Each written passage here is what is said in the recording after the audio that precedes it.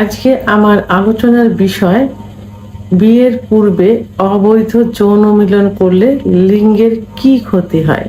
দেশের এবং প্রবাসের ভাই বোনদের প্রতি সালাম। আসসালামু আলাইকুম। আমি প্রভাষক ডাক্তার রিক্তা পারভিন, হোমিওপ্যাথি এবং আয়ুর্বেদিক চিকিৎসক। আমার কাছে অনেক কমেন্টস আসে, বিশেষ করে যেসব যুবক এখনো বিয়ে করেনি এবং যারা প্রবাসী বউয়ের কাছে জিম্মি থাকে। অনেক সময় দেখা যায় যে চাচি, প্রতিবেশী হোক, নিজের চাচির কাছেও এখনো জিম্মি থাকে, ভাবির কাছে জিম্মি থাকে, পুপির কাছে পর্যন্ত জিম্মি থাকে, যাদের বয়স হয়েছে অথচ তারা এখনো বিয়ে করতে পারছে না বিভিন্ন কারণে। তো ঠিক সেই রকমই একটা কমেন্টস আজকে আসছে, সেটা হলো, আমার মনে হলো যে এই কমেন্টসটা সবাইকে একটু শোনানো প্রয়োজন এবং এর কারণে কি হতে পারে সেটা সবারই জানা প্রয়োজন। কারণ এটাই এখন সমাজে সব থেকে বেশি হচ্ছে। যুব সমাজ যেখানে জিম্মি থাকে এবং যারা বিয়ের পরে যাদের সংসার টিকছে না, একটা বিয়ে করছে বউ চলে যাচ্ছে, আর একটা করছে বউ চলে যাচ্ছে, সংসারে অশান্তি লেগেই আছে। ঠিক সেরকম একটা কমেন্টস আজকে আমি আপনাদের শোনাবো এবং এর প্রশ্নের অ্যান্সার আমি করব। কোন এক শুভাকাঙ্ক্ষী কমেন্টস করছেন, আপু আমি এখনো বিয়ে করিনি, আমার বয়স 25, কিন্তু আমি একজনের সাথে সেক্স করি। আমার নিজের ভাবির সাথে লুকিয়ে লুকিয়ে সেক্স করি। ভাবির বয়স 34-এর মতো। প্রতি সপ্তাহে আমরা একবার সেক্স করি। এতে কি আমার লিঙ্গের কোনো সমস্যা হবে? দয়া করে আপু বলবেন। আমার কোনো সমস্যা নেই, কিন্তু এই জিনিসটা আমি জানতে চাচ্ছি যে পরবর্তীতে আমি বিয়ে করলে আমার কোনো সমস্যা হবে কিনা। এখন যে যুবক কমেন্টস করছে সে কিন্তু অবিবাহিত, তার বয়স কিন্তু 25 বছর, আর ওর নিজের ভাবির সঙ্গে কিন্তু এটা করে, তারই ফ্যামিলির সঙ্গে। তো তার বয়স 34 বছর। তার একটা সমস্যা হলো, সে ভয় পাচ্ছে যে আমার লিঙ্গের কোনো সমস্যা হবে কিনা এবং বিয়ের পরে এটা নিয়ে কোনো সমস্যা হবে কিনা।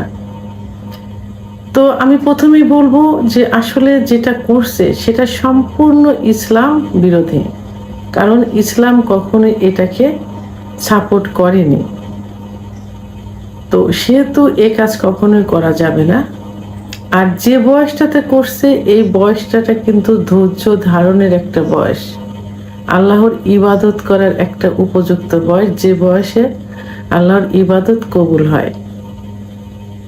তো যাই হোক, এখন যেটা করছেন যে সে তার নিজের ভাবির সঙ্গে সপ্তাহে একবার করে সেক্স করে, এতে তার লিঙ্গের কোনো ক্ষতি হবে কিনা। তো আমি মানে মেডিকেল সায়েন্সের দিক থেকে এটাই বলবো যে সপ্তাহে একদিন সেক্স করলে লিঙ্গের কোনো ক্ষতি হবে না। ক্ষতিটা তখনই হবে যখন অতিরিক্ত যৌন মিলন হয়ে যাবে।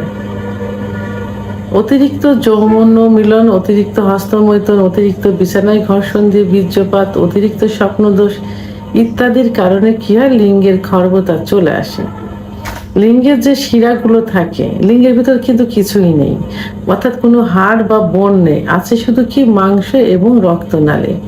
এই নালীর ভিতর দিয়ে যখন রক্ত সঞ্চালিত হবে, অর্থাৎ ব্লাড সার্কুলেশন হবে, তখন লিঙ্গ বড় হবে, মোটা হবে, উত্থান হবে। কিন্তু অতিরিক্ত সবকিছু করার কারণে যখন এই শিরাগুলো সংকুচিত হয়ে যাবে তখন ব্লাড সার্কুলেশন কমে যাবে। এর কারণে কি হবে, লিঙ্গের উত্থানজনিত সমস্যা হয়ে যাবে, অর্থাৎ লিঙ্গ ছোট হয়ে যাবে, চিকন হয়ে যাবে, আগামোটা গোড়া চিকন শিরাগুলো ভেসে থাকা ইত্যাদি সমস্যা হয়ে যাবে। তা অতিরিক্ত যখন হবে না, তারপরেও হয় যদি সেক্স হরমোন কমে যায়, সেক্স হরমোন কমে গেলে লিঙ্গের খর্বতা আসে। তো এখন যে প্রশ্নটা করছেন যে সপ্তাহে একদিন করলে লিঙ্গের ক্ষতি হবে কিনা, তো আসলে একদিন করলে, অন্য কিছু যদি আপনার অভ্যাস না থাকে, যদি সপ্তাহে একদিন করেন এটাতে লিঙ্গের ক্ষতি হবে না, কিন্তু আপনার কি হবে, ভবিষ্যৎ কিন্তু একদম নষ্ট। কারণ প্রথমত আপনি নিজের ফ্যামিলিতে এই কাজ করছেন, আপনি যখন বিয়ে করবেন তখন আপনার স্ত্রী কিন্তু অবশ্যই টুটে টুমোর আজ হোক কাল হোক এটা কিন্তু জেনে যাবে। তখন কি হবে, সংসারে কিন্তু বিশাল অশান্তি লেগে যাবে। আপনি পারবেন না আপনার ভাবির সঙ্গে কথা বলতে, পারবেন না ভাবির ছেলে মেয়ে অর্থাৎ আপনার ভাতিজিদের সঙ্গে কথা বলতে, পারবেন না তাদের সাথে ভালো একটা সম্পর্ক রাখতে। তার দিকে তাকালে, তার সাথে কথা বললে, তার বাচ্চাদের একটু দেখলেই আপনার স্ত্রী কি বলবে, যে এটা তার বাচ্চা, এর সঙ্গে এখনো সম্পর্ক আছে, সে গন্ডগোল করবে, সংসারে অশান্তি লাগবে, বাবার বাড়ি চলে যাবে, একটা পর্যায়ে যে কিন্তু অনেক সময় ডিভোর্স হয়ে যায়। এভাবে শোনা গেছে যে একটা দুইটা বউ পর্যন্ত চলে গেছে, কোনো বউই টিকতে পারে না। তাহলে ভবিষ্যতের কথা চিন্তা করে এই কাজ একদমই করা যাবে না, এতে আপনার ভবিষ্যৎ একদম অন্ধকার। আর ইসলাম মৃত্যু তো সবার জন্য অবধারিত আছে, জন্ম যখন হয়েছে মৃত্যু হবে। মৃত্যুর কথা মনে করে এবং আল্লাহর বিধান অনুযায়ী, শরীয়ত অনুযায়ী, ইসলামের দৃষ্টিতে যে সব থেকে ঘৃণিত কাজ, এই কাজ থেকে দূরে থাকতে হবে। ভিডিওটি সম্পর্কে যদি কোনো মতামত থেকে থাকে অবশ্যই কমেন্টসের মাধ্যমে জানাবেন। আর ভিডিওটি ভালো লাগলে লাইক, কমেন্ট, সাবস্ক্রাইব করে আমার সঙ্গে থাকুন। আল্লাহ হাফেজ।